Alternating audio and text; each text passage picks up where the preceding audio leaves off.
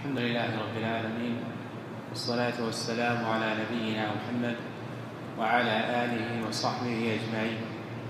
إذا توفر عند الإنسان عند أداء عبادة من العبادات استفراغ الوسع وقلة الشواغل وعدم النظر إلى ما يضعف هذه العبادة أو يبطلها، فهذا هو المطلوب. ولذلك عد بعض أهل العلم أن الاعتكاف في ليالي العشر الأواخر من رمضان، الاعتكاف في ليالي العشر الأواخر من رمضان أفضل أنواع العبادات، لأنه في هذه العشر بالذات يعتبر من أعظم القربات لتوفر أكثر من أمر. أولا انتفاء الشواغل ووجود حاجة الإنسان الملحة في الاعتكاف، وعدم وجود الصوارف التي تصرف الإنسان عن هذه العبادة. فإذا توفرت هذه الأمور فصارت العبادة من أحسن ما يكون عند الإنسان. أما إذا توفرت عند الإنسان صرفته شواغل حتى لو اعتكف فإنه لا يؤدي العبادة كما يؤمر بها. ألم ترى إلى النبي عليه الصلاة والسلام أنه صلى في قرام كانت أعطته إياه عائشة، وهو عبارة عن سجادة فيها نقوش وفيها ما قد يصف المصلي عن الصلاة. فلما صلى بها النبي عليه الصلاة والسلام قال: ائتوني بأنبجانية أبي جهم.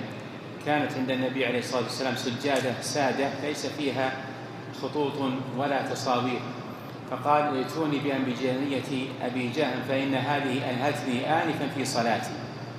مع أن النبي عليه الصلاة والسلام خير من يصلي، لأنه هو الذي شرع الصلاة بأمر الله جل وعلا.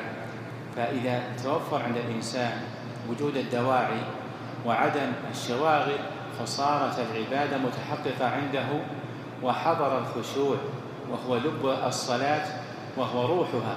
فإذا حضر الروح فهذا هو المتعين. مثال ثاني، الإنسان الآن العمرة بابها واسع في كل أيام السنة، والذين يحرصون على العمرة في رمضان عندهم دليل أن النبي عليه الصلاة والسلام قال: عمرة في رمضان تعدل حجة، أو قال: حجة معي. هذا ما في خلاف. الأجر المترتب على أداء العمرة في رمضان هو أداء العمرة وليس ملازمة المسجد الحرام، بمعنى أن الإنسان إذا ذهب إلى مكة في أي يوم من أيام رمضان تحقق له الفضل بإذن الله قطعا بخبر النبي عليه الصلاة والسلام. والعمرة ما تأخذ من الإنسان إلا ساعة أو ساعة ونصف، بل كثير ساعتين زمان من رمضان ما تعتبر بالنسبة لرمضان شيء. رمضان فيه 30 أو 29 يوما، فساعتين يقتطعها الإنسان. حتى بعض الناس ما شاء الله يؤدي العمرة عن طريق الطيران، فيذهب ويرجع بنفس اليوم، والله ما يحس به الذي بجانب أنه أدى عمرة إلا بعدما يرى شعره أنه قد حضر، فيسأله قال: نعم اعتمرت وأتيت الآن، حتى يمكن ما يفوت ولا وقت من الأوقات، فيذهب ويرجع ما شاء الله بنفس الوقت. هذا من فضل الله سبحانه وتعالى ومن رحمة الله بعباده. أما أن الإنسان يذهب ويعتمر، نعم كان قبل سنوات لما كان الأمر متاح وكان الذين يعتمرون ليسوا مثل الأعداد. الآن استخرجوا أكثر من 6 ملايين تأشيرة زيارة لمكة. 6 ملايين تأشيرة، يعني تخيل هذا العدد الضخم. الحج يمكن 3 ملايين وزيادة، يعني أكثر من الحج مرتين. وهم مجتمعون كلهم في الحرم وما حول الحرم وفي الفنادق وفي غيرها.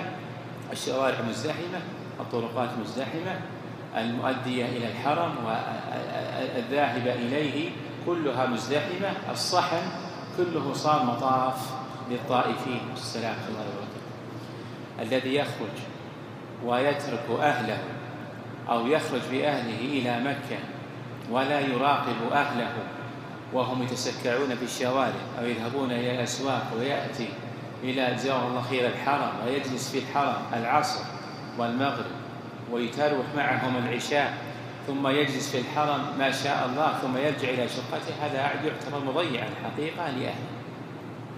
أما الإنسان الذي آل على نفسه أنه يتفقد أهله ثم صبر قليلا اتصل أين أنت يا بني أن أنت يا بنتي، فيطمئن على وجودهم وأنهم حوله في الحرم، فالحمد لله. كفى بالمرء إثما أن يضيع من يعود. فالإنسان يحاسب على هؤلاء الأولاد من بنين وبنات، وهم سيسأله الله سبحانه وتعالى عنهم يوم القيامة، وقفوهم إنهم مسؤولون. فهذا لا شك أن الإنسان أولا إذا تيسر له العمرة فالحمد لله قد تتوفر المقصود. أما إذا أراد الإنسان أن يجلس وتجشم المصاعب فإنه حري به أن يحرص كل الحرص أن يؤدي العبادة كما أمر الله سبحانه وتعالى، فيترك فضول الكلام وفضول النظر ما الذي ناظر الناس، هذه امرأة متبرجة، هذه امرأة كذا، فينظر إلى عيون هذه وينظر إلى هذا، ويذهب من بركة هذه العبادة ومن رونق هذه العبادة ما يدخل في نفسه من الافتتان ببعض خلق الله جل وعلا، لأن المطاف ينكشف له كل الناس الذين يطوفون حول البيت ما بين صغير وكبير، وما بين حاضر من هذه البلاد ومن خارج البلاد، ومما لونه أسود أو أبيض أو أحمر، فمختلف الألوان مختلف الجنسيات ومختلف الأعراق. فالإنسان ينبغي له أن يغض البصر. قل للمؤمنين يغضوا من أبصارهم ويحفظوا فروجهم. يقال إن إحدى النساء تحرش بها رجل، يقول هذه سبب توبتي، يقول تحرشت بها وهي تطوف بالبيت، يقول فنظرت إلي ويبدو أنها من خارج هذه البلاد، قالت نحن أتينا إلى هذه البلاد نغسل ذنوبنا وأنت تأتي إلى هذا المكان بهذا الذنب، فمن أين تغسل ذنوبك؟ أنت إذا كنت أتيت الآن عند الكعبة وتحرشت بخلق الله كيف تغسل ذنوبك وأنت في هذا المكان؟ ما بقي شيء. يقول فلما قال في هذه الكلمة يقول سبحان الله العظيم أثرت في نفسي، فبعدها تركت هذا الأمر وتوبت إلى الله سبحانه وتعالى بسبب هذه الكلمة، لما أراد الله له هداية. فالإنسان يتقي الله سبحانه وتعالى في حرمات الناس وفي أعراض المسلمين. ينبغي للإنسان أن ينتبه لهذا الأمر جيدا، وليأخي يجلس في بيته، السلامة ما يعدلها شيء، السلام يجلس الإنسان في بيته. إذا كان الإنسان ما يعني الحمد لله إذا كان سبق له أن اعتمر حج ليس عليه عمرة واجبة، هذا بالنسبة للإنسان المقتدر، والإنسان الذي يريد الأجر ويريد الزيادة ويأمن على نفسه من وقوع مثل هذه الأمور. الإنسان اللي ضعيف ولا يستطيع أنه يمسك نفسه كالإنسان، بل الإنسان على نفسه بصيرة، يعني كل إنسان بسيط بنفسه، كل إنسان يعلم على نفسه، الإنسان ما يضمن يعني وقوع مثل هذه الأمور. لا والله يلزم بيتك جزاك الله خير وخلك في مكانك، وعندك أعمال صالحة لا شك أنها عظيمة ولها ثقل وميزان عند الله سبحانه وتعالى، وقد يكون أجرك أعظم من أجر الذي ذهب إلى العمر، لأن الميزان يوم القيامة يوزن به الأعمال، توزن به الأعمال الصالحة. صح أن صلاة في المسجد الحرام تعدل 100,000 صلاة فيما سواه من المساجد، هذه بالنسبة للصلاة الواحدة، هذا ما في كلام. ومجاورة البيت الحرام أجره عظيم. هذا الإنسان الذي فعلا فرغ نفسه هناك واجتهد في الحصول على هذه الفوائد العظيمة، الذي يأتي يذهب هناك ويؤذي خلق الله ويضيع أمواله فيما لا فائدة منه، هل هذا يقال أنه يثاب على ذلك؟ والسيئة في الحرم تعظم، ومن يرد بنية ومن يرد فيه بإلحاد بظلم نذقه من عذاب أليم. يعني مجرد إرادة نية أن يكون الإنسان سيفسد في ذلك المكان أو يعصي الله معصية ظاهرة فإن الله سبحانه وتعالى يذقه من عذاب أليم. يعني المسألة أنه عقوبة معجلة له تكون والعياذ بالله.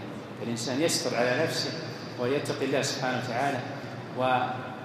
والملاحظة الأخيرة حقيقة في الذين جزاهم الله خير يحسنون إلى أمهاتهم، تكون الأم كبيرة جزاها الله خير ولهم شقة مثلا في العزيزية وتملكوها أو استأجروها أيام شهر رمضان، وهذه تكون خاصة لهم معهم المفتاح فيذهبون بوالدتهم، واحد منهم زوال الخيل يسافر بالوالدة وحتى تحضر إلى مكة ثم يرجع، ثم الثاني يستلم الوالدة إذا أرادت أن ترجع إلى هذه البلاد فيرجعها معه.